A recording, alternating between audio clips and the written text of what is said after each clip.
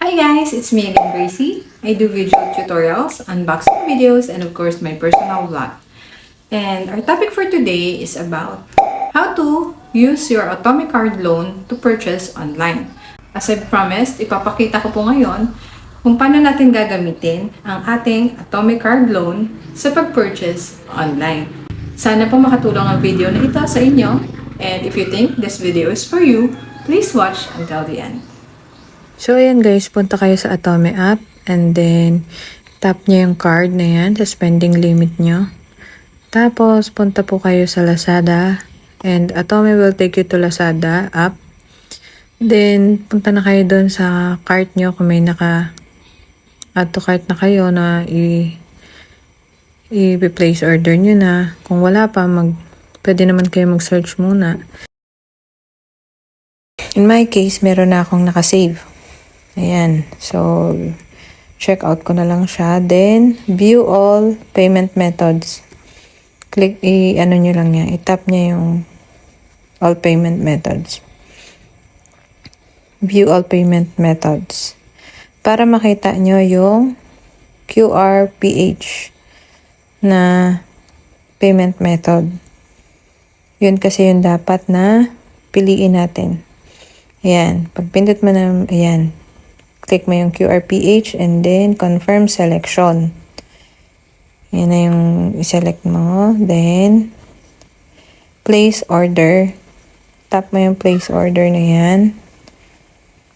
Para makuha mo yung QR code na kailangan mong bayaran.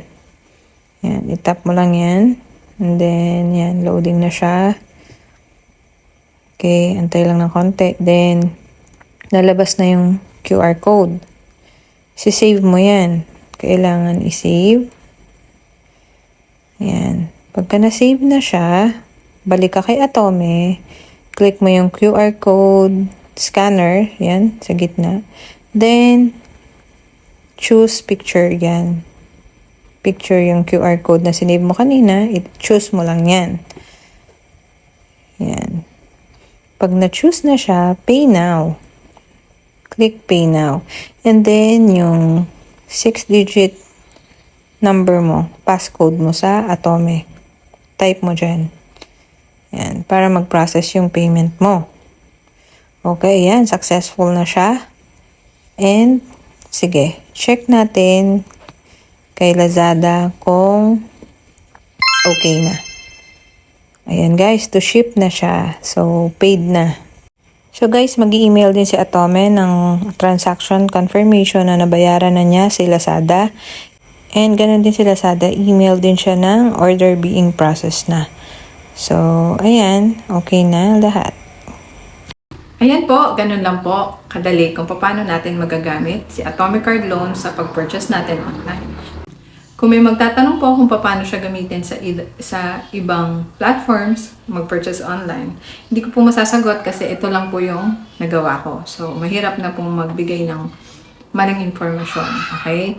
So, kung may mga katanungan pa po kayo, please don't hesitate to comment down below and I'll do my best to answer everything as long as it's related to our topic. Thank you so much for watching, guys. And disclaimer, guys, hindi po ako nag-work kay Atome, hindi rin kay Lazada, hindi po nila ako paid. This is all based on my own experience. Guys, please follow all my social media pages. Thank you so much for watching, guys. Kung hindi ka pa naka-subscribe sa aking channel, please don't hesitate to like and subscribe to my channel. Hit mo na rin ang notification bell nang sa ganon maging updated ka sa mga upcoming videos ko. Thank you so much and God bless us all. Bye!